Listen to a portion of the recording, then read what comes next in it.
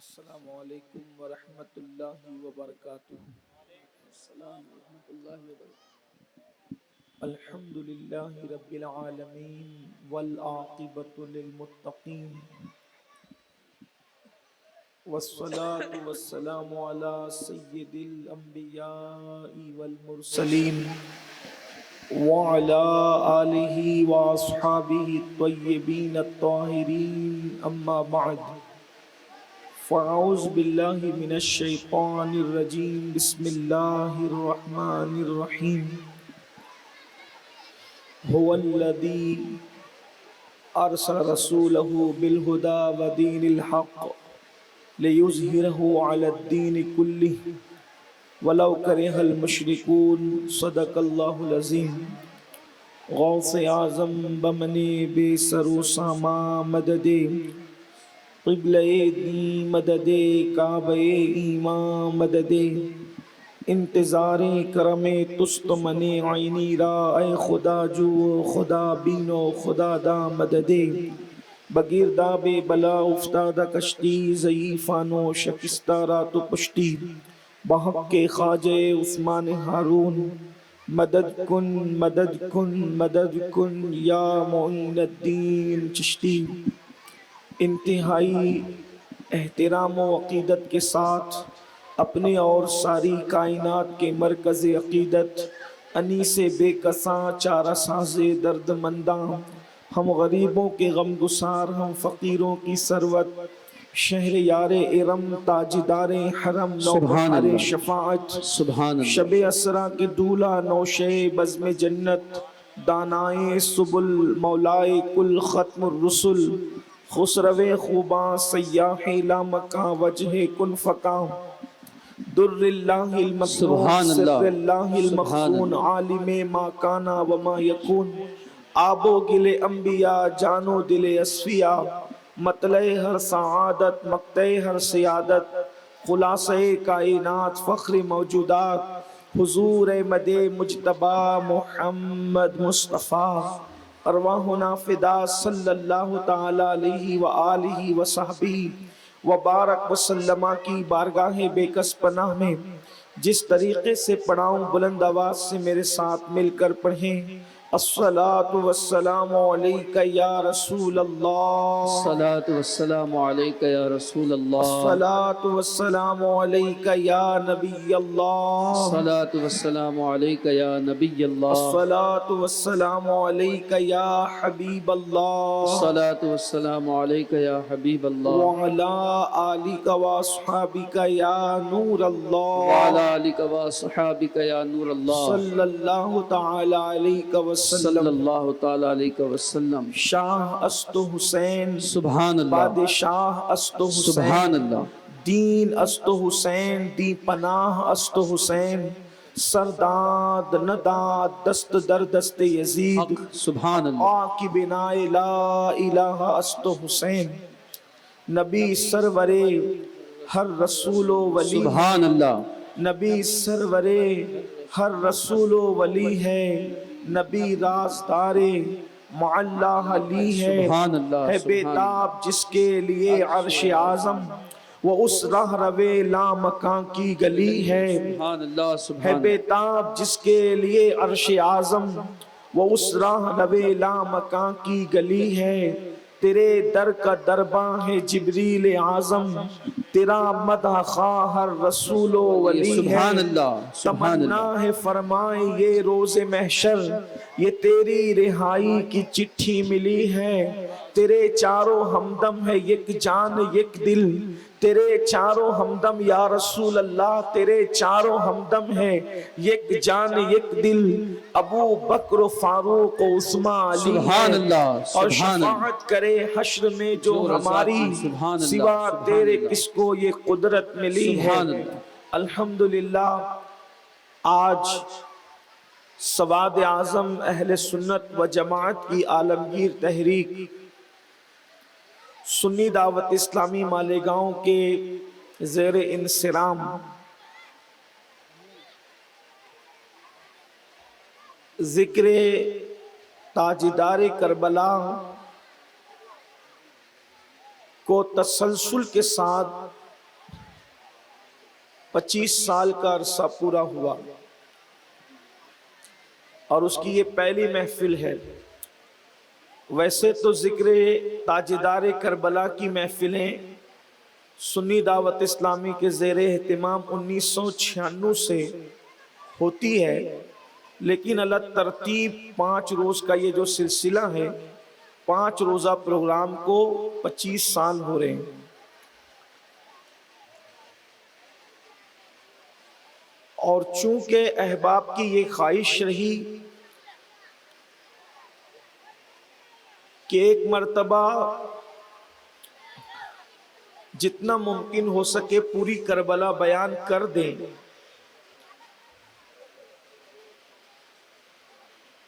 تو اس سال 25ویں سال کی نسبت سے یہ سوچا گیا کہ اللہ کی رضا شامل حال رہی تو مدینہ منورہ سے قافلہ نکلا اور مدینہ منورہ تک کیسے پہنچا۔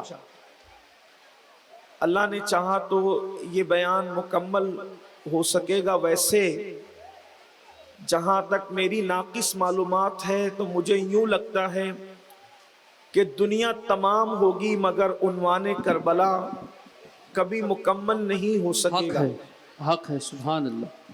آج بطور تمہید ابتدائیہ کے حوالے سے اور سرنامے کے طور پر عنوان رکھا گیا ہے غلبہ دین میں یا غلبہ دین کے لیے اللہ کے رسول صلی اللہ علیہ وآلہ وسلم اور ان کے پاک صحابہ کی کیا قربانیاں تھیں، وہ انشاءاللہ تبارک و تعالی آج سماعت کریں گے۔ اب آپ کے کیا کسی کے ذہن میں یہ بات پیدا ہو سکتی ہے کہ کربلا کی محفل میں حضور اکرم صلی اللہ علیہ وآلہ وسلم اور اصحاب کے ذکر کی کیا حاجت ہے؟ تو آپ کو پتہ ہونا چاہیے کہ جس دین کے غلبے کے لیے اصحاب نے اور ان کے قائد اور ہم سب کے قائد محمد الرسول اللہ صلی اللہ علیہ وآلہ وسلم نے جو قربانیاں دی ہے، ان قربانیوں کی تاثیر کو جب ضائع کرنے کی کوشش کی جا رہی تھی تو اس کے تحفظ کے لیے کربلا معارض وجود میں آیا۔ کربلا کا وجود مصطفیٰ جان رحمت اور اصحاب کی قربانیوں کے تحفظ کے لیے ہے۔ تو آپ اس کو پہلے سمجھیں کہ دین کتنا اہم ہے اور دین کے لیے ہمارے اسلاف کی قربانیاں کیا ہے، اس لیے کہ کہیں نہ کہیں ہم بھی اللہ کے دین کے حوالے سے کوتاہیوں کا شکار ہے، اللہ کے دین کے حوالے سے غفلت کا شکار ہے۔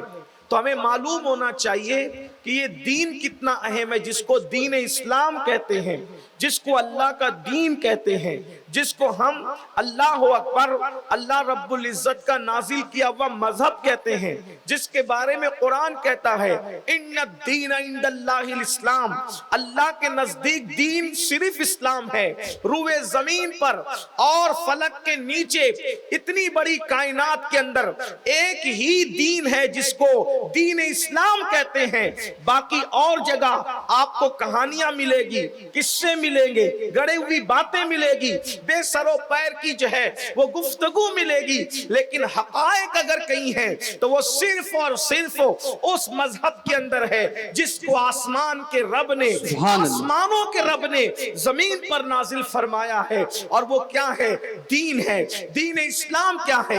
حضرت آدم دین اسلام ہی کو لے کر آئے، حضرت نوح دین اسلام ہی کو لے کر آئے، حضرت ابراہیم و اسماعیل علیہ السلام دین اسلام ہی کو لے کر آئے، حضرت یوسف کی دعوت، حضرت داؤد کی دعوت، حضرت سلیمان کی دعوت، حضرت ایوب کی دعوت، حضرت یعقوب کی دعوت، حضرت ذوالکفل کی دعوت، حضرت عزیر کی دعوت، یہ سارے انبیاء کرام کی دعوت، حضرت عیسیٰ علیہ السلام کی دعوت دین اسلام کی طرف تھی۔ نہ کوئی یہودی تھا، نہ کوئی نصرانی تھا، نہ کوئی اللہ اکبر کسی اور سے تعلق رکھتا تھا۔ ہر نبی دین اسلام کا دائی تھا اور اللہ رب العزت نے اس مذہب کے غلبے کی بشارت دی ہے۔ قرآن کہتا ہے هو الذی ارسل رسولہ بالہدی ودین الحق لِيُظْهِرَهُ عَلَى الدِّينِ كُلِّهِ وَلَوْ كَرِهَ الْمُشْرِكُونَ کہ وہ اللہ ہے جس نے دین حق لے کر اپنے نبی آخری نبی محمد الرسول اللہ کو جلوگر فرمایا. اور اللہ رب العزت نے ساتھ ہی ساتھ یہ غیب کی خبر بھی دے دی کہ اللہ فرماتا ہے یہ دین تمام مذاہب پر غالب ہو کر کے رہے گا, تمام ادیان پر غالب ہو کر کے رہے گا. مشرکین برا مناتے تو مناتے رہیں. اب آپ اندازہ کریں جس دین کو ہم مانتے ہیں, جس دین کا کلمہ ہم پڑھتے ہیں, جس آخری نبی کو ہم مانتے ہیں, جب اللہ کے رسول صلی اللہ علیہ وآلہ وسلم روئے زمین پر اس دین کو لے کر کے آئے تو اندازہ کریں پورا ماحول مخالف ہے, پورا ماحول خلاف میں ہے. اللہ اکبر, کعبۃ اللہ پر 360 باطل معبودوں کا قبضہ ہو چکا ہے. کعبۃ اللہ شریف پر کتنا وہ دردناک ماحول ہوگا, کتنا وحشتناک ماحول ہوگا, کیسے حالات ہوں گے. اللہ اکبر کہ کعبۃ اللہ شریف پر 360 معبودان باطل رکھے ہوئے ہیں اور اللہ اکبر انسانوں کو دینے کی بجائے لوگ بے جان پتھروں کے نام پر, بے جان درختوں کے نام پر, بے جان معبودوں کے نام پر قربانیاں دیتے ہیں, خون بہاتے ہیں, ایک دوسرے سے لڑائی جھگڑا ان کے نام پہ کرتے ہیں. انسان کس قدر راستہ بھٹک چکا تھا اور وہ بھی انسانوں میں کون. اللہ اکبر کعبۃ اللہ شریف کے مجاور, کعبۃ اللہ شریف کے متولی جن کو آل ابراہیم کہلانے میں فخر تھا, وہ لوگ توحید ابراہیم سے دور ہو چکے تھے, دین ابراہیمی سے دور ہو چکے تھے. آخر مشیت کو رحم آتا ہے اور اللہ تبارک و تعالی اپنے آخری نبی کو روئے زمین پر جلوگر فرماتا ہے. اس لیے کہ میں ابھی میلاد نہیں پڑھنا مجھے ہے, مجھے صرف آپ کے سامنے غلبہ دین میں مصطفیٰ جان رحمت اور ان کے اصحاب کی کیا قربانیاں رہی ہیں تھوڑا سا آپ کی توجہ چاہتا ہوں. اللہ کے حبیب علیہ السلام کو جلوگر کیا جاتا ہے, اللہ اکبر. لیکن اب یہاں سے تھوڑا سا آپ کی توجہ اس طرف بھی ہو, جس کو سب کا قائد, جس کو نبی الانبیاء, جس کو سید الانبیاء, جس کو کائنات کی خوشیوں کا مرکز, جس کو کائنات کی خوشیوں کا محور, جس کو کائنات کے دل کا سکون, جس کو کائنات کے دل کا قرار, جس کو کائنات کی آنکھوں کی ٹھنڈک, جس کو کائنات کی روح, جس کو جانے کائنات, جس کو شان کائنات, جس کو عظمت کائنات, بلکہ جس کے لیے کہا گیا لاولا کلمہ خلقت الافلاک والارضین, اگر آپ کو پیدا کرنا نہ ہوتا تو نہ ہم زمینیں پیدا کرتے نہ آسمان پیدا کرتے. بلکہ ایک مقام پر یہاں تک فرمایا اگر تمہیں پیدا کرنا نہ ہوتا تو ہم اپنی ربوبیت کا اظہار بھی نہ فرماتے. کنت کنزا مخفیا فاحببت عرفا ونفخت فی من روحی, میں تک چھپا ہوا خزانہ تھا, جب ہم نے چاہا کہ ہمیں پہچانا جائے تو ہم نے جان انسانیت محمد الرسول اللہ کو پیدا کیا. میرے آقا صلی اللہ علیہ وآلہ وسلم کے دیوانوں, اللہ اکبر. تو مصطفیٰ جان رحمت زمین پہ تشریف لاتے ہیں, لیکن آپ اندازہ کریں حضور علیہ الصلوۃ والتسلیم کو اب کے حوالے سے یعنی والد بزرگوار کے حوالے سے یتیم پیدا کیا جاتا ہے. اللہ اکبر. امی کے پاس صرف 2 سال بطور صحبت رہتے ہیں اور ماں بھی پھر دنیا سے چلی جاتی ہے. آئیے اس کی کچھ ایک ہلکی سی جھلک پیش کروں. آپ کو والدہ کی صحبت صرف 2 سال میسر آئی اور پھر والدہ کا وصال ہو گیا. دادا کی تربیت میں دادا کے حوالے سے, پرورش کے حوالے سے دادا کے پاس آئے تو اس کے ٹھیک 2 سال کے بعد دادا بھی دنیا سے چلے جاتے ہیں. آپ اندازہ کریں یتیمی پر یتیمی ہے, لیکن ہم یہ نہیں کہتے داغ یتیمی, اس لیے کہ جس کو سید المعصومین بنایا گیا ہو وہاں داغ کا کوئی تعلق نہیں ہے. ہم لوگوں کو داغ یتیمی نہیں بلکہ در یتیمی کہتے ہیں. اللہ اکبر. وہ عبداللہ اور آمنہ کا در یتیم, یتیموں کے اندر موتی ہے. اللہ اکبر. اور وہ ایسا موتی ہے خدا کی عزت کی قسم, صدف میں پانی کا قطرہ ان موتیوں کا اس موتی کا تصور کرتا ہے تو خدا اسے موتی بننے کی صلاحیت عطا کر دیتا ہے. دندانو لبو زلفو رخ شاہ کے فدائی ہے در عدن لال یمن مشک ختن پھول. اللہ اکبر. میرے اور آپ کے آقا مصطفیٰ جان رحمت صلی اللہ علیہ وآلہ وسلم 2 ماں کے حوالے سے شکم مادر میں موجود ہیں اور والد بزرگوار دنیا سے تشریف لے جاتے ہیں. حضرت سیدنا عبداللہ رضی اللہ تبارک و تعالی عنہ دنیا سے تشریف لے جاتے ہیں، شکم مادر میں صرف 2 ماہ کے ہیں۔ آپ کو اب سے پوچھنا چاہتا ہوں، آخر محبوب کو یتیم پیدا کرنے میں حکمت کیا تھی؟ میرے ایک دوست نے اپنی ایک داستان مجھے بتائی، جب اس نے داستان بتائی تو میں اس داستان کو سننے کے بعد مسکرانے لگا۔ اس نے مجھے غصے سے کہا، تجھے میرے درد کا اثر اس لیے نہیں ہے کہ تو اس راستے سے کبھی گزرا نہیں ہے۔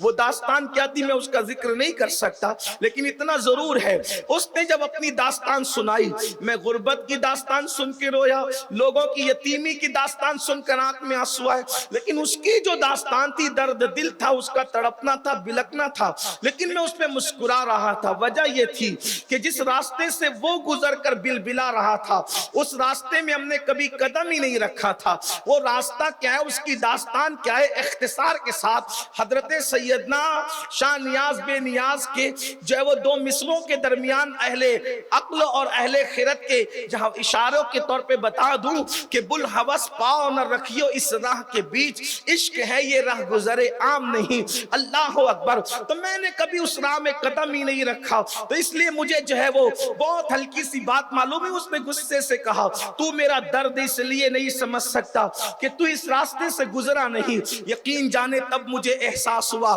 کہ اللہ نے محبوب کو یتیم اس لیے بنا کر بھیجا کہ وہ یتیموں کے ماں باپ بن کر آئے تھے، یتیموں کے غمگسار بن کر آئے تھے، بیواؤں کا سہارا بن کر آئے تھے۔ اس لیے بیوہ ماں کی گود میں جلوگر فرمایا، کیونکہ انسان اگر بھوک سے آشنا نہ ہو تو وہ کسی کی بھوک کا احساس نہیں کر سکتا، انسان اگر پیاس سے آشنا نہ ہو تو وہ کسی کی پیاس کے درد کو محسوس نہیں کر سکتا۔ اللہ اکبر۔ اللہ کے حبیب علیہ السلام کی ولادت ہوتی ہے اس شان سے کہ آپ اللہ اکبر وہ والد بزرگوار کے وصال کے ٹھیک 7 ماہ کے بعد کم و بیش دنیا میں تشریف لاتے ہیں۔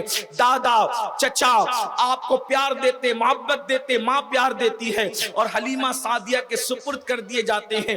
4 سال تک حلیمہ سعدیہ کے گھر رہتے ہیں، اور اس کے بعد 4 سال کے بعد جب اللہ کے رسول اپنے گھر آتے ہیں تو 6 سال کی عمر ہوتی ہے، اور مقام ابوا میں سیدہ آمنہ خاتون جو ہے وہ دنیا سے تشریف لے جاتی ہے۔ میں نے بار بار سیدہ آمنہ خاتون کے وفات کے واقعات آپ کے سامنے پڑھے ہیں، اور آپ نے بار بار سنا ہے، اس کی طرف بھی جانا نہیں، صرف اشارہ دینا چاہتا ہوں اس کا بھی، تاکہ آپ ہمارے ساتھ مقاصد کربلا اور کربلا کی وجوہات اور کربلا کیوں واقع ہوا اس کی طرف پہنچ سکیں۔ اللہ اکبر۔ پھر میرے آقا علیہ الصلوۃ والتسلیم 8 سال کی عمر تک دادا کے پاس رہتے ہیں، دادا بھی دنیا سے تشریف لے جاتے ہیں۔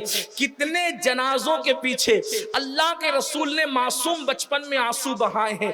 تصور میں ہم دیکھتے ہیں مکے میں ایک جنازہ اٹھتا ہے جناب عبد المطلب کا، اور حضرت عبد المطلب کے جنازے کے پیچھے جہاں ان کے بیٹے چل رہے ہیں، وہیں پر ایک معصوم 8 سال کا زار و قطار روتے ہوئے حسن کو شرماتے ہوئے چل رہا ہے۔ جو ہے وہ فطرت پوچھتی ہے یہ کون ہے، تو کہنے والا کہتا ہے یہ دادا کا جنازہ ہے، اور پیچھے روتے ہوئے جانے والا اللہ اکبر کوئی اور نہیں ہے بلکہ جو 2 مرتبہ یتیم ہو چکا ہے، تیسری مرتبہ یتیمی کی یادگار تازہ ہو رہی ہے، اس لیے دادا کے جنازے پیچھے رو رہا ہے۔ رونے والے کا نام کیا ہے؟ رونے والے کا نام محمد مصطفیٰ ہے، جس کے لبوں پر ہمیشہ تبسم رہتی ہے، جو دنیا کو مسکرانے کا شعور دینے کے لیے آیا ہے، جو دنیا کو مسکراہٹیں بانٹنے کے لیے آیا ہے، جس کی تسکی سے روتے ہوئے ہنس پڑے، اس تبسم کی عادت پہ لاکھوں سلام۔ اس کے بعد 8 سال کی عمر میں دادا کے وصال کے بعد مشفق و مہربان چچا حضرت ابو طالب کے سپرد کر دیے جاتے ہیں، اور پھر حضرت ابو طالب جو ہے 8 سال کی عمر سے لے کر کے شادی تک، اور شادی سے لے کر کے اللہ اکبر تقریباً کم و بیش 52 سال کی عمر تک اپنے بھتیجے کا ساتھ دیتے نظر آتے ہیں میرے آقا صلی اللہ علیہ وآلہ وسلم کے پیارے دیوانوں۔ پھر اس کے بعد اللہ اکبر مصطفیٰ جان رحمت منزل منزل جو ہے وہ 25 سال کی عمر کو پہنچتے ہیں، اور 25 سال کی عمر میں اللہ اللہ اکبر، جو خاتون ملکہ تجار کہلاتی تھی، ملکۃ العرب کہلاتی تھی، یعنی سیدہ طیبہ طاہرہ خدیجۃ الکبریٰ رضی اللہ تبارک و تعالی عنہا، ان کے ساتھ نکاح ہوتا ہے اور سیدہ خدیجہ کے ساتھ نکاح ہو جاتا ہے۔ وہ وفا شعار خاتون جو 2 مرتبہ بیوہ ہو چکی تھی، اللہ کے رسول علیہ السلام کے ساتھ ان کا نکاح ہو جاتا ہے، اور پھر اللہ اکبر ایسی مقدس خاتون تھی کہ اپنے چچا زاد بھائی ورقہ بن نوفل سے آسمانی کتابوں کے علوم حاصل کیے تھے، اور وہ بہترین جو ہے وہ شاعرہ بھی تھی، شعر کہنا جانتی تھی۔ مصطفیٰ جان رحمت کے حرم میں آئی اور ایسی وفا شعار تھی، لوگ غارِ حرا پر 1 مرتبہ چڑھتے ہیں تو اسی سفر میں 2ری مرتبہ چڑھنے کی ہمت نہیں کرتے، مگر قربان اس مقدس خاتون کی وفا کو جو 1 دن میں 2 مرتبہ مصطفیٰ جان رحمت کی محبت میں غارِ حرا پر چڑھتی ہے، جبل نور جس کو کہتے ہیں۔ اللہ کے رسول علیہ السلام اپنے معاشرے کے پراگندہ ماحول سے جو ہے وہ بے چین ہو کر، بے قرار ہو کر جبل نور پر جاتے ہیں اور وہاں بیٹھ کر خدا کا ذکر کرتے ہیں، اللہ کی عبادت کرتے ہیں۔ آپ اندازہ کریں، اللہ اکبر، ابھی قرآن تو نازل نہیں ہوا، پھر حضور علیہ السلام عبادت کیسے کرتے ہیں، اللہ کا ذکر کیسے کرتے ہیں، خدا کو یاد کیسے کرتے ہیں؟ تو اچھی طرح یاد رکھیں، ہمارے عقیدے میں اللہ کا جو رسول ہوتا ہے، جو نبی ہوتا ہے، اعلان نبوت سے پہلے بھی معصوم ہوتا ہے اور اعلان نبوت کے بعد بھی جو ہے وہ معصوم ہوتا ہے۔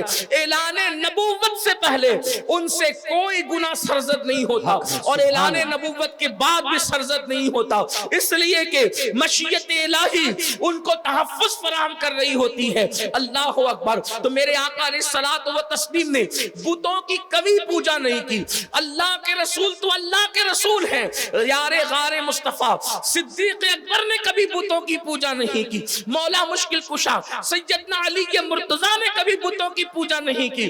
ایسی ہستیاں عرب میں تھی، اللہ کے رسول کی شان تو بہت بلند ہے۔ حضور علیہ السلام غار حرا پر جس کو ہم لوگ جو ہے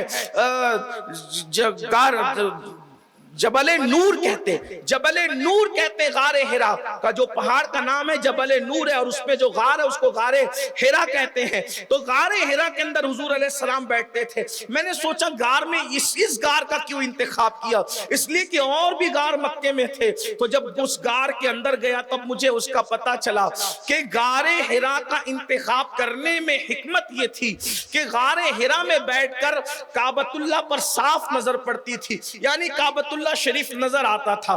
بہرحال حضرت سیدہ خدیجہ نے جو ہے وہ خدمت کی اور بہت خدمت کی، 15 سال تک رسول اللہ کی زندگی کی اسٹڈی کی، حضور علیہ السلام کی زندگی کا مطالعہ کیا۔ اس وقت تک سیرت کی کوئی کتاب تو تھی نہیں، لیکن دنیا سیرت پڑھ کے حضور سے متاثر ہوتی ہے۔ خدیجہ اس عظیم قاریہ کا نام ہے جس نے سیرت کی کتاب نہیں بلکہ صاحب سیرت کو اپنی ماتھے کی نگاہوں سے دیکھا، ان کا چلنا دیکھا، ان کا بولنا دیکھا، ان کا اٹھنا دیکھا، ان کا بیٹھنا دیکھا، ان کا سونا دیکھا، ان کا جاگنا دیکھا، رشتہ داروں کے ساتھ سلوک دیکھا، ہم وطنوں کے ساتھ سلوک دیکھا، یتیموں کے ساتھ سلوک دیکھا، بیواؤں کے ساتھ سلوک دیکھا۔ ایک انسان کو سب سے زیادہ اس کی بیوی جانتی پہچانتی ہے، جو بیوی کو متاثر کر لے میری نظر میں اس سے بہتر کوئی انسان نہیں ہو سکتا۔ قربان جائے، اللہ اکبر۔ بڑی معذرت کے ساتھ مجمع میں اگر ایسے اللہ والے موجود ہو تو مجھے معاف کرنا، انسان پوری دنیا کو متاثر کرتا ہے لیکن گھر میں بیوی کو متاثر نہیں کر پاتا۔ اس کی وجہ یہ ہے کہ اسٹیج پر 2 گھنٹے آنکھ بند کر کے سر جھکا کے بیٹھنا آسان ہے، لیکن گھر کے اندر کی زندگی تو سب سے زیادہ جو جانتا ہے اس کو بیوی کہتے ہیں۔ بیوی انسان کے جسم پر، ہاتھ پر کالا نشان ہے کہ سفید نشان ہے، سینے پر بال ہے یا نہیں ہے، اور بھی چیزیں سب سے زیادہ اگر کوئی جانتا ہے تو اس کو بیوی کہتے ہیں۔ قربان جائیں، یہ مصطفیٰ جان رحمت کی سیرت کا روشن ترین باب ہے کہ جب اللہ کے رسول پر پہلی وحی آتی ہے تو سب سے پہلے جو نبوت کا اقرار کرتا ہے وہ کوئی اور نہیں ہے، حضور کی زندگی کو 15 سال تک دیکھنے والی سیدہ خدیجہ الکبریٰ کی ذات ہے۔ اور سیدہ خدیجہ نے پہلی وحی کے وقت میں جو اپنی رائے کا اظہار کیا تھا. آقا علیہ السلام نے جب کہا زملونی زملونی, مجھے چادر اڑاؤ چادر اڑاؤ, تو آقا سے پوچھا کیا آپ فرما رہے ہیں, بات کیا ہے؟ تو حضور علیہ السلام نے کہا مجھے اپنی جان کا خطرہ ہے, مجھے اپنی جان کا خطرہ ہے. جان کا خطرہ کیوں ہے؟ لوگ کہتے ہیں جبریل کو دیکھ کر ڈر گئے. یاد رکھیے میں ان اب باتوں کو میں بہت پہلے اسی شہر میں کئی نکڑوں پر چوراہوں پر میں بیان کر چکا ہوں, لیکن اس کو میں دہرانا نہیں چاہتا. لیکن اتنا ضرور ہے کہ دماغ کی کڑیاں وہاں جڑ جائے. ظاہر سی بات ہے 25 سال 20 سال 15 سال پہلے جو لوگ ہماری محفل میں شریک ہوتے تھے, اب وہ لوگ تو بہت سارے لوگ بڑھاپے کی طرف گئے ہیں, اور جو اس وقت پیدا ہوئے تھے وہ بالکل جوان ہو گئے ہیں. تو جن کو پتا ہے ان کو یاد ہو جائے, جن کو نہیں پتا ان کو بتا دوں. کہتے جبریل دیکھ کر کے ڈر گئے تھے, اس لیے کہتے تھے جان کو خطرہ ہے. ہم نے کہا اللہ اکبر, قرآن کہتا ہے ثم دنا فتدلا فکانا قاب قوسین او ادنا. اللہ اکبر, فاوحا الی عبدہ ما اوحا. ان کی شان یہ ہے کہ وہ جبریل کے خدا کو ٹکٹکی باندھ کر دیکھتے ہیں, اور قرآن کہتا ہے ما ذاق البصر وما طغى, خدا کو ٹکٹکی باندھ کے دیکھتے ہیں, وہاں بے ہوش نہیں ہوتے. تو جبریل کو دیکھ کر کے کیوں ڈرتے؟ کیونکہ ہمارے عقیدے میں جبریل سید الملائکہ ہے, لیکن ہم کہتے ہیں وہ جبریل خادمہ. سبحان اللہ سبحان جبریل اللہ ان کے سبحان خادم, اللہ. جبریل ان کے خادم کا نام ہے. اور خادم کا نام کیوں نہ ہو؟ اس لیے کہ مخدوم کی سواری کی لگام تھامنے والے کو تو خادم ہی کہا جاتا ہے. اور شب معراج حضرت جبریل نے لگام تھام کر کے بتا دیا جبریل سید و سردار ملائکہ ضرور ہے, لیکن آمنہ کے لال کی خدمت کر کے بتا رہا ہے کہ جبریل خادم. سبحان اللہ سبحان اللہ. خادم کو دیکھ کر بھی مخدوم کو بھی ڈرتا ہے. جان کا خوف کیوں؟ ارشاد ہوا مجھے اپنی جان کا ڈر ہے. جان کا ڈر اس لیے تھا کہ ذمہ داری اتنی بڑی آ گئی ہے.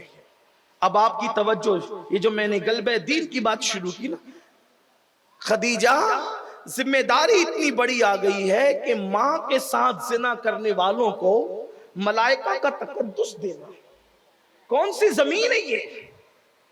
جانوروں کے ساتھ عرب کے لوگ بدکاریاں کرتے تھے, تاریخ اٹھا گیا. ماؤں کے ساتھ بدیاں کرنے والے لوگ بھی اس زمین پہ موجود تھے. کعبے کا طواف ننگے ہو کے کرتے. ان کے لیے حج وغیرہ کی تاریخیں اپنی مرضی سے مہینہ تاریخ بدل دینا کوئی مشکل کام نہ تھا. وہ اپنی سہولت سے آگے بڑھا دیتے تھے, سارے معاملات مہینے بدل دیتے تھے. طبیعتوں کے غلام تھے. ان کے نزدیک کمزوروں پہ ظلم کرنا کوئی عیب نہ تھا. ان کے نزدیک بیٹیوں کو زندہ دفن کرنا, ایک ایک قبیلے کا سردار 500 اور 700 اور 900 بچیوں کو اپنے ہاتھوں سے زندہ دفن کر چکا تھا. آج جا کر کے ڈھونڈو اس پرفتن دور میں بھی کہ کوئی ہے ایسا جس نے 900 بچیاں 500 اور 700 بچیاں اپنے ہاتھوں سے دفن کی ہے. نہیں ملے گا شاید کوئی. دنیا کے آج کے دہشت گرد جن کی اسلام مذمت کرتا ہے, ہم مذمت کرتے ہیں, ہمارے علماء ان کے خلاف تقریریں کرتے ہیں, لیکن آج کا دہشت گرد دوسروں کے بچوں کو قتل کرتا ہے اپنے بچوں کی خوشی کے لیے. وہ اتنے بڑے دہشت گرد تھے کہ وہ اپنے بچوں کو اپنے ہاتھوں سے دفن کرتے تھے. کمزوروں کو جینے کا حق نہیں تھا. بیٹیوں کو شیطنت کا دوسرا نام دیا گیا تھا. اللہ کے رسول علیہ السلام فرماتے مجھے اپنی جان کا خوف ہے, یہ ذمہ داری کا بوجھ میری جان برداشت کر سکے گی؟ تو حضور علیہ السلام کہتے ہیں مجھے اپنی جان, جبریل کو دیکھ کر ڈر نہیں, ذمہ داری کے احساس کے بوجھ تلے مصطفیٰ جان رحمت فرما رہے ہیں کہ مجھے میری جان کا اندیشہ ہے کہ کیا ہو ایسے پرفتن ماحول میں, جبکہ کوئی بھائی کسی بھائی کی نہیں سنتا, بیٹا باپ کی نہیں سنتا, باپ بیٹے کی نہیں سنتا, ماں باپ کی اولاد بات نہیں مانتی. اس ماحول میں ایک بات کرنی ہے جو ہزاروں سال پہلے دادا نے کہی تھی اور آج ساری اولاد بھول چکی. ہزاروں سال پہلے کی بات کو پھر دہرانا.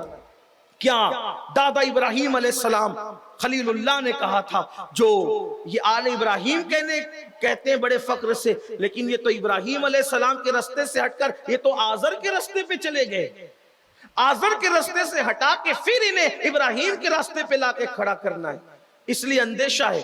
تو سیدہ خدیجۃ الکبریٰ کا بیان تھا، آپ اپنی جان کی پرواہ نہ کریں، آپ کی جان کو کیسے خطرہ ہو سکتا ہے، کیونکہ آپ رشتہ داروں کے ساتھ حسن سلوک کرتے ہیں۔ توجہ کریں، یہ بیوی کہہ رہی ہے آپ کماتے رشتہ داروں پہ خرچ کرتے، آپ بیوہ اور یتیموں کا سہارا ہو، آپ کے اخلاق جیسے اخلاق کسی کے نہیں ہیں، آپ راہگیروں مسافروں کی مدد کرتے ہو۔ سیدہ خدیجۃ الکبریٰ یہ بیان کر رہی ہے، ایک بیوی جس کے بارے میں یہ بات کرے اس سے اچھی ذات کس کی ہو سکتی؟ لوگوں کو رسول اللہ کی ذات پر بولنے سے پہلے کم از کم حضور علیہ السلام کی زندگی کو پوری دیانتداری کے ساتھ پڑھنا چاہیے، اس لیے کہ اللہ کی زمین کے اوپر ان جیسا اچھا کوئی پیدا نہیں ہوا، اور اتنا اچھا کوئی پیدا ہو بھی نہیں سکتا۔ میرے امام کہتے ہیں سارے اچھوں میں اچھا سمجھیے جسے، ہے اس اچھے سے اچھا ہمارا نبی۔ اور پھر اس کے بعد اللہ کے رسول علیہ السلام فران کی چوٹی پر کھڑے ہو کر نبوت کا اعلان کرتے ہیں۔ حضور علیہ الصلوۃ والتسلیم 35 سال کی عمر میں پہنچتے پہنچتے پورا مکہ بالاتفاق آپ کی اخلاق، کردار، صداقت، امانت، دیانت کو دیکھ کر صادق الوعد الامین پکارتی ہے۔ حضور علیہ السلام نے 5 سال تک بکریوں کو جنگل لے کر کے گئے اور بکریوں کی نگہبانی فرمائی۔ حضور علیہ السلام نے بکریوں کی نگہبانی فرمائی۔ ہر نبی کو بکریاں جنگل میں لے جانا ہوا اور بکریوں کی نگہبانی کرنا ہوا۔ اس کی وجہ یہ ہے کہ جانوروں میں بڑا بھولا جانور ہے بکریاں، نبی کو پہلے بکریاں کی نگہبانی کروائی جاتی ہے، کیونکہ جو جانوروں کو کنٹرول کر سکتا ہے تو پھر وہ انسانوں کو بھی کنٹرول کرنے کی صلاحیت رکھتا ہے۔ یہ اور بات ہے، اور نبی بھی جانور لے کر گئے، بکریاں لے کر گئے جنگل، لیکن میرا نبی تو بچپنے ہی میں بکریاں جب جنگل لے جاتے تھے حلیمہ کی، تو اوروں کی بکریوں کو جو ہے وہ چرواہا ڈنڈے سے سنبھالتا ہے، ہاتھوں سے سنبھالتا ہے، مخصوص لب و لہجے سے چیخ پکار کے سنبھالتا ہے۔ لیکن حضرت شیمہ کہتی ہے کہ جس وقت میرے بھائی محمد ہمارے ساتھ چلتے تھے تو بکریاں بھی ان کے ارد گرد چلا کرتی تھی۔ یہ معجزہ ہے حضور علیہ السلام کا۔ بہرحال تو حضور علیہ السلام نے جب نبوت کا اعلان کیا تو جو لوگ صادق الوعد الامین کہہ رہے تھے وہی لوگ کبھی رسول اللہ کو مجنون کہتے ہیں، معاذ اللہ ثم معاذ اللہ۔ مجنون کا مطلب آپ جانتے ہیں کہ آج کل لوگ یعنی کہ عربی میں مجنون پاگل کو کہتے ہیں، استغفر اللہ، اللہ اکبر۔ اس عظیم ہستی کو پاگل ہونے کا طعنہ دیا جا رہا ہے جس کے تلووں کا بوسہ دے کر عقل کو معراج نصیب ہوتی ہے۔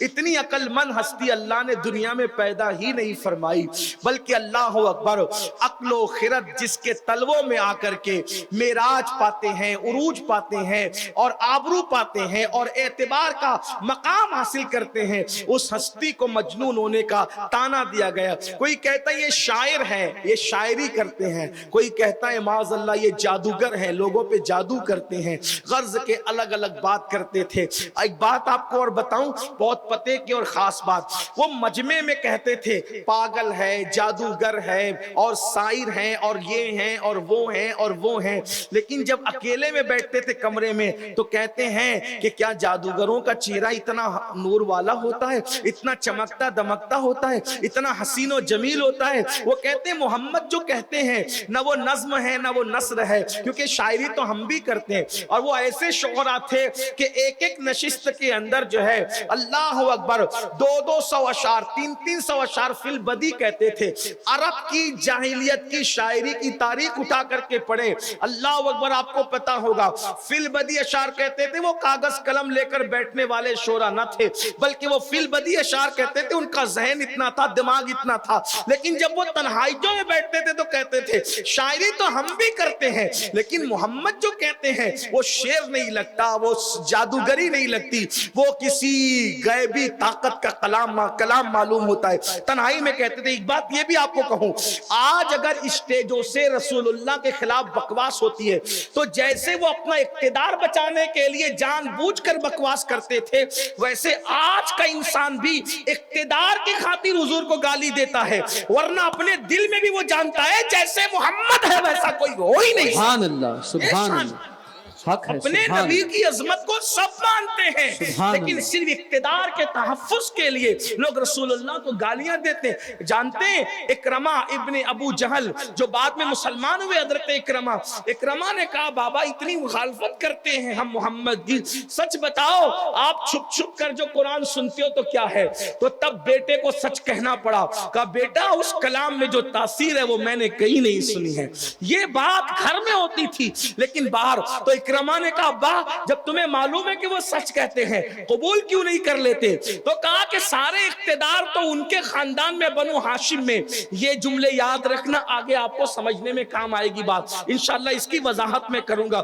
بنو ہاشم کیا ہے، قریش کیا ہے، عبد مناف کیا ہے، اسی طریقے سے بنو امیہ کیا ہے، بنو ثقیف کیا ہے، یہ آگے چل کر کے کچھ قبیلے پر باتیں ممکن ہو سکتی ہے، اس لیے آپ کو آج کی گفتگو ذہن میں رکھنا ہوگا۔ تو کہا کہ سارے اقتدار تو بنو ہاشم کے پاس ہے، ہمارے پاس تو کچھ ہے، ہمارے پاس تو کچھ ہی ہے، اگر ہم جو ہے وہ ان کو نبی مان لے تو پھر ہماری سرداری چلی جائے گی، غلامی کرنی پڑے گی، بنو ہاشم کا احترام کرنا پڑے گا، اور پھر اس نے قبول کرنے سے انکار کیا۔ یاد رکھنا اسلام کی حقانیت کو سب پتا، سب جانتے ہیں کہ محمد الرسول اللہ کی شان کیا ہے، قرآن زندہ کتاب ہے، کلام الہی ہے، لیکن آج صرف اس لیے اسلام کے خلاف بول لیتے ہیں کہ ان کی کرسیاں گرم ہو جاتی ہیں، ان کو کچھ اقتدار مل جاتا ہے، ان کو کچھ مقام مل جاتا ہے، ان کو کچھ مرتبے مل جاتے ہیں، مگر یاد رکھنا دنیا 2 دن کی ہے۔ او دنیا کے ابو جہلو ذرا دیکھ لو اقتدار کے نشے میں محمد الرسول اللہ سے دشمنی کا نتیجہ ابو جہل کو کیسے بھگتنا پڑا، جیسے اس نے بھگتا ہے دنیا کے ہر ابو جہل کو اسی منزل کی طرف جانا ہوگا۔ اور اگر حقیقی عزت چاہتے ہو تو صدیق و فاروق نے خاندانی وجاہت نہیں دیکھی، محمد الرسول اللہ کی سچی غلامی کی، اس غلامی کا نتیجہ ہے کہ آج بھی صدیق و فاروق کا نام اس وقت تک اللہ اکبر خطیب منبر سے نیچے نہیں اترتا جب تک کہ ان بزرگوں کا نام احترام سے نہیں لے لیتا، اور خطبے میں ان کے نام نہیں پڑے جاتے۔ کہاں ہے وہ بڑے بڑے سردار کہلانے والے؟ ان کی اوقات نہیں، ختم ہو گئے، قبروں کے نشان مٹ گئے، لیکن صدیق و فاروق، عثمان غنی، مولا علی، اللہ اکبر، ان کے نام آج بھی زندہ ہیں۔ صرف نام نہیں زندہ بلکہ واللہ ایک بات بتاؤں، دنیا میں کسی قبر کی اتنی زیارت نہیں کی جاتی جتنا امتیوں میں صدیق و فاروق کے مزار کی زیارت کی جاتی ہے۔ سبحان اللہ، وجہ سبحان اللہ، کیونکہ وہ رسول اللہ کے پہلو میں سو رہے ہیں، حضور کے قدموں میں سو رہے ہیں، تو 70,000 فرشتے صبح آ کر جہاں سلام پڑھتے وہ دربار نبی ہے، تو انہی کے قدموں میں سونے والے صدیق و فاروق بھی تو ہے، اور صبح آتے شام تک، شام آتے صبح تک، اور مدینہ منورہ میں جو دیوان ہے حضور پہ سلام پڑھتے، تو جتنے سلام حضور پہ پڑے جاتے ہیں وہ لوگ صدیق و فاروق کی بارگاہ میں بھی تو سلام پیش کرتے۔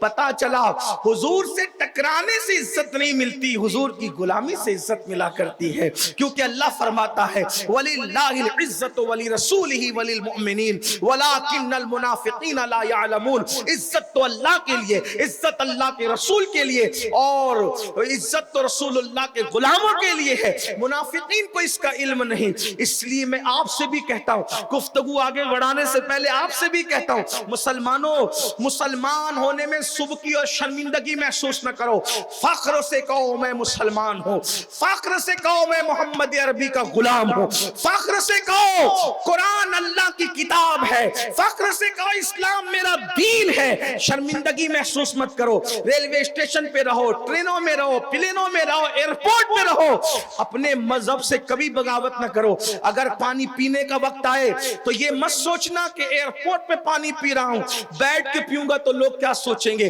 یہ مت سوچنا اگر داڑھی رکھ کر کے سفر کروں گا تو لوگ کیا سوچیں گے. یاد رکھنا عزت اللہ نے ان کے لیے رکھی ہے جو صدق دل سے محمد الرسول اللہ صلی اللہ علیہ وسلم کی غلامی کرتے ہیں. آج مسلمانوں کی ذلت کی وجہ, مسلمانوں کی رسوائی کی وجہ, مسلمانوں کی تباہی کی وجہ, مسلمانوں کی بربادی کی وجہ یہ نہیں ہے کہ وہ مسلمان ہے, بلکہ یہ ہے کہ وہ سچے طور پر مسلمان نہیں ہے. مسلمان بھی ہے, شراب بھی پیتا ہے, مسلمان بھی ہے, زنا کے اڈوں پہ بھی جاتا ہے, مسلمان بھی ہے, پڑوسیوں پہ ظلم بھی کرتا ہے, مسلمان بھی ہے, بہنوں کا حق نہیں دیتا, مسلمان بھی ہے, ماں باپ کو ستاتا بھی ہے, مسلمان بھی ہے, مسجدوں کو ویران بھی کرتا ہے, مسلمان بھی ہے, عورتوں پہ پاپ کی نظر بھی ڈالتا ہے, مسلمان بھی ہے, کانوں میں ایئر فون لگا کے گانے بھی سنتا ہے, مسلمان بھی ہے, رسول اللہ کی سنتوں کی مخالفت بھی کرتا ہے, مسلمان بھی ہے, سید الایام جمعہ کے دن عید المومنین میں داڑھی مڈا کر کے گٹروں میں پھینکواتا بھی ہے, مسلمان بھی ہے,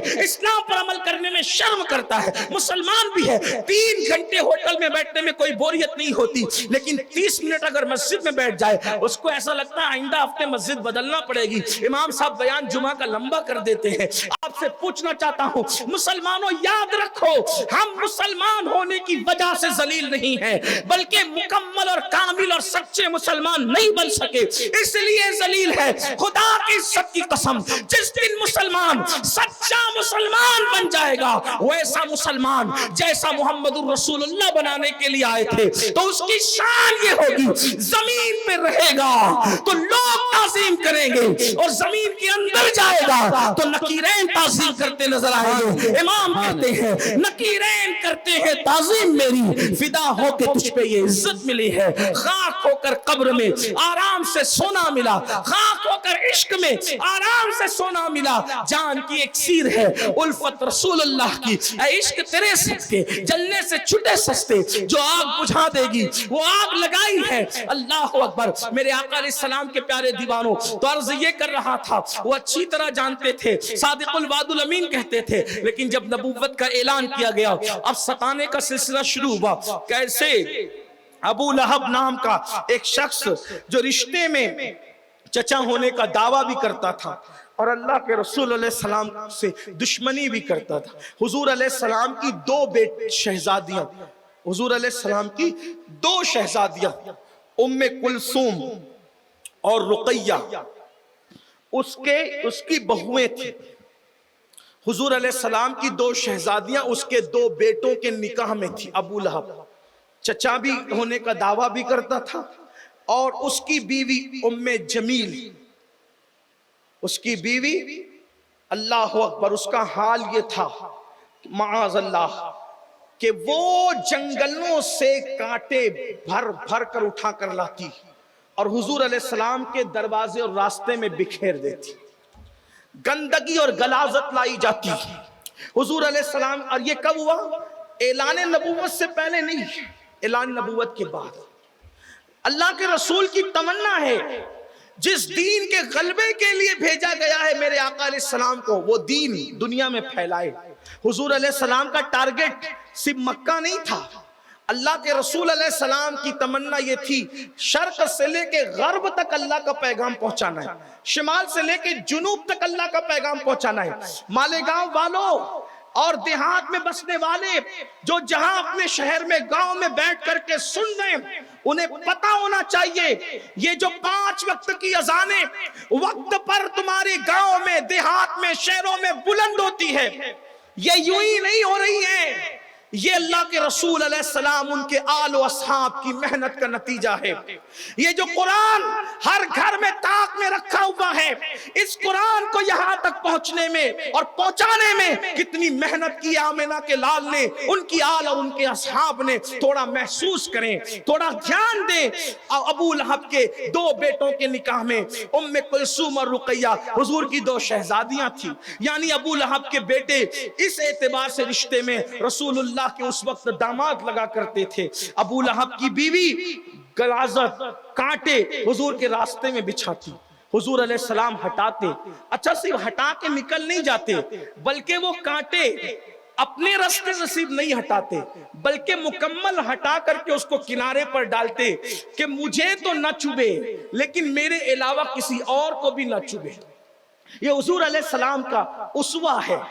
اللہ کے رسول علیہ السلام کو مارا جاتا ہے، حضور کو پتھر برسائے جاتے ہیں۔ آئیے، اگر حضور علیہ السلام سے محبت ہے، آپ سوچتے ہوں گے امام کو ساری دنیا منع کر رہی ہے، یہی کہتے ہیں نا لوگ، سب منع کر رہے تھے حسین نہ جاؤ، حسین نہ جاؤ، حسین نہ جاؤ۔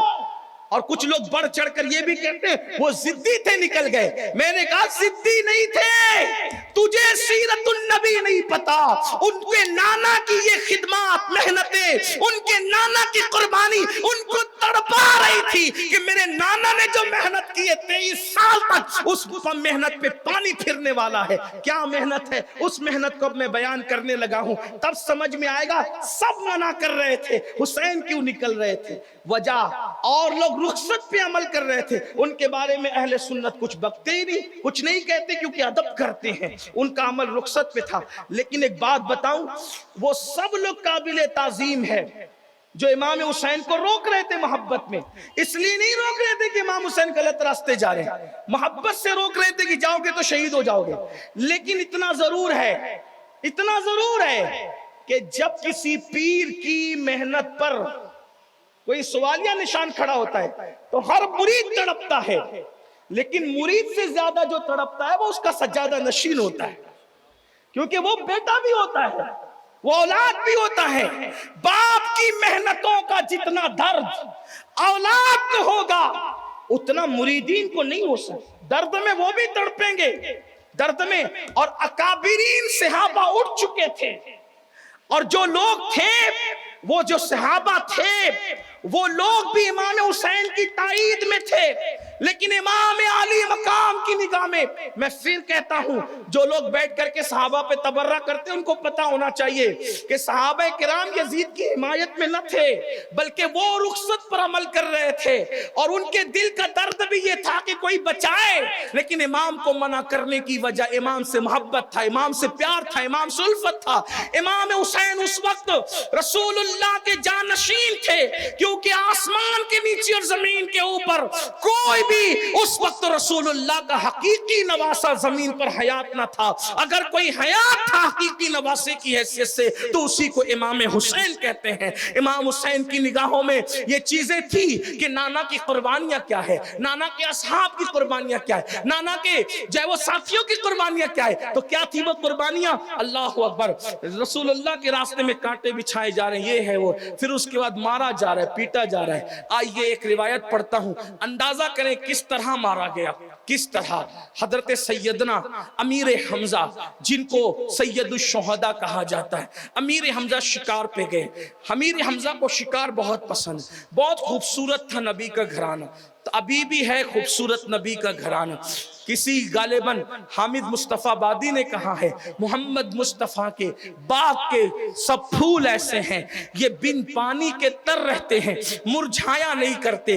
حضور کی محنتوں کا ایک باب آج پڑھ دوں، پھر اسی سے متصل باتیں اب کل ہوگی، لیکن سن لے اس کو اور بات ختم کرتا ہوں۔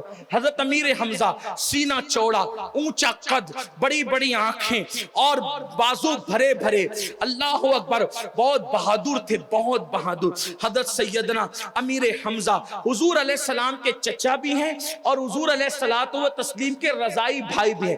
یعنی صویبہ نام کی جس کنیز کا دودھ اللہ کے رسول علیہ السلام نے نوش کیا تھا، اسی کنیز کا دودھ حضرت سیدنا امیر حمزہ رضی اللہ تعالی عنہ نے بھی جو ہے وہ نوش فرمایا تھا. امیر حمزہ کو شکار بہت پسند تھا، شکار پر گئے ہوئے ہیں اور جب شکار سے واپس آئے ہیں تقریباً 3 دن کے بعد آئے ہیں، تو اس آنے کے بعد ان 3 دنوں کے بیچ واقعہ یہ ہوا کہ اللہ کے رسول صلی اللہ علیہ وآلہ وسلم جو ہے وہ تشریف لے جانے اللہ کے حرم سے، اللہ پاک کے حرم سے مقبرہ کی طرف تشریف لے جا رہے ہیں. سیرت نگار لکھتے ہیں حضور علیہ السلام کو اکیلے اور تنہا دیکھ کر ابو جہل اور اس کے کچھ گنڈے وہ حضور علیہ السلام کو چاروں طرف سے گھیر لیتے ہیں. حضور علیہ السلام اس وقت مکے میں جب حضور علیہ السلام کی دعوت چند ہی لوگوں نے قبول کی تھی. آقا علیہ السلام فرمایا کرتے تھے اس وقت بھی کہ لوگوں کلمہ پڑھ لو، قولوا لا الہ الا اللہ تفلحوا، کلمہ پڑھو کامیاب ہو جاؤ گے. یہ بھی فرماتے ہیں میرے آقا کہ تم کو شام اور ایران کی حکومت ملے گی، تم کو آخرت میں جنت ملے گی. وہ لوگ مذاق اڑاتے تھے. چند لوگ ہیں جو اون کے کپڑے پہنتے ہیں، ٹاٹ کی چادریں لپیٹتے ہیں، چند غلام ان کی اتباع کرتے ہیں اور یہ شام اور عراق کی حکومت، شام اور ایران کی حکومت کو زیر کرنے کی بات کرتے ہیں. چاروں طرف سے حضور علیہ السلام کو گھیرا، اتنا مارا حضور علیہ الصلوۃ والتسلیم پر، اتنے پتھر برسائے کہ سر پھٹ گیا، پورا وجود خون میں نہا گیا، پورا وجود لہو لہان ہو گیا. اللہ اکبر. اللہ کے حبیب علیہ السلام کو اللہ اتنا مارا گیا. اللہ اکبر. کلیجہ کانپتا ہے.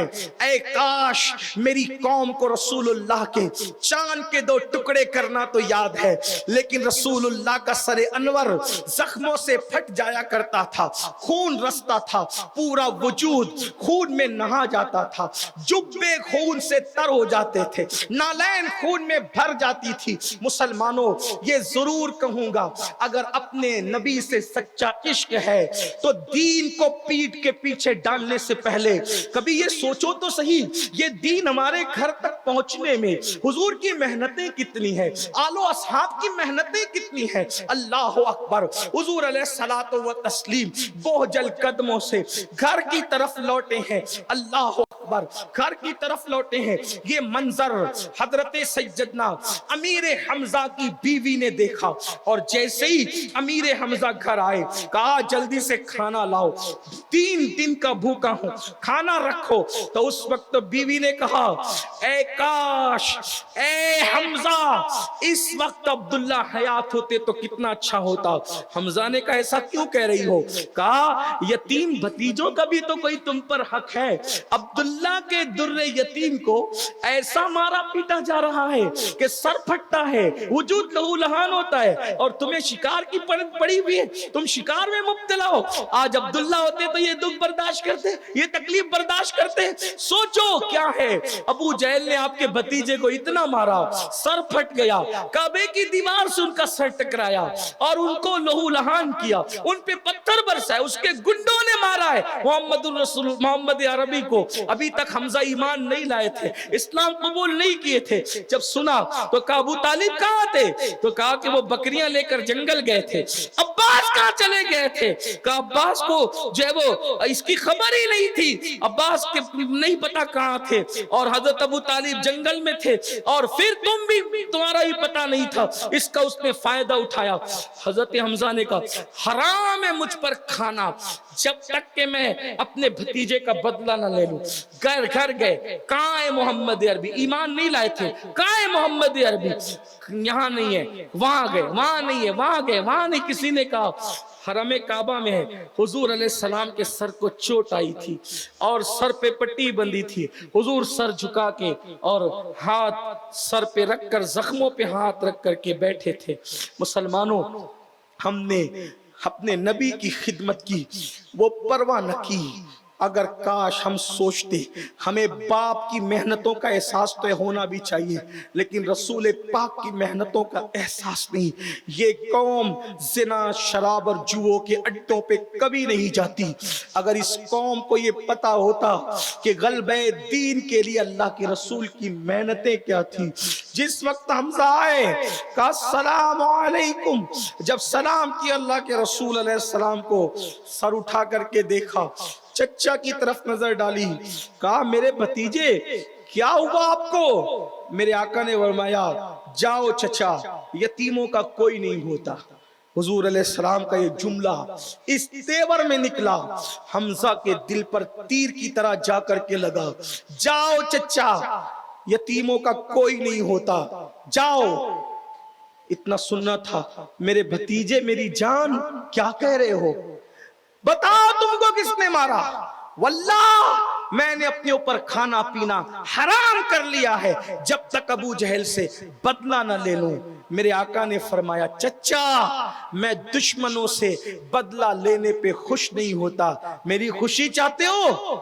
ہاں آج آپ جو کہیں گے مانوں گا آپ کی خوشی کے لیے۔ میری جان بتاؤ آپ کیسے خوش ہو سکتے ہیں؟ کہا کہ اللہ کی خوشی میں میری خوشی ہے، پڑھو لا الہ الا اللہ محمد الرسول اللہ اور اسلام میں داخل ہو جاؤ، چھوڑ دو بتوں کو، میں خوش ہو جاؤں گا۔ کہا میری جان میرے بھتیجے اگر تیری خوشی اسی میں ہے تو پھر تیرا چچا پڑھتا ہے لا الہ الا اللہ محمد الرسول اللہ۔ حضرت حمزہ جیسا جیالہ اور بہادر مسلمان ہوئے اور اس کے بعد کہا اچھا مجھے اجازت دو میں ملوں گا آپ سے۔ آقا علیہ الصلوۃ والتسلیم کو یوں کر کے گئے، اور جب گئے تو کیا دیکھا کہ ڈھونڈ رہے ابو جہل کہاں ہے ابو جہل کدھر ہے؟ جب سب طرف ڈھونڈا نہیں ملا تو اس کے گھر گئے، گھر پہ جا کر کے جیسے اس کے دروازے کو زور سے دھکا دیا تو وہ محفل سجائے بیٹھا تھا اور اس پر بڑا فخر کر رہا تھا اور اپنی کارکردگی سنا رہا تھا، ایسے مارا ایسے پیٹا ایسے کیا۔ حضرت امیر حمزہ نے زور کا نشانہ لگایا اور جہاں پتھر مار کر کے میرے آقا کو زخمی کیا تھا وہیں نشانہ لگایا، جیسے تیر اس کے دماغ میں گھسا خون کی پھوار نکلی، لوگ دوڑ پڑے اور کہا حمزہ صبر کرو، تو کہا کہ میرے بھتیجے کو زخمی کیا جاتا ہے تب صبر کی بات تم نہیں کرتے۔ اور جس نے جیسے جیسے مارا تھا جو داستان سنائی تھی حضرت امیر حمزہ نے ان کی ویسی پٹائی کی۔ یہ حضور علیہ الصلوۃ والتسلیم کی سیرت کا انوکھا اور خوبصورت ترین باب ہے۔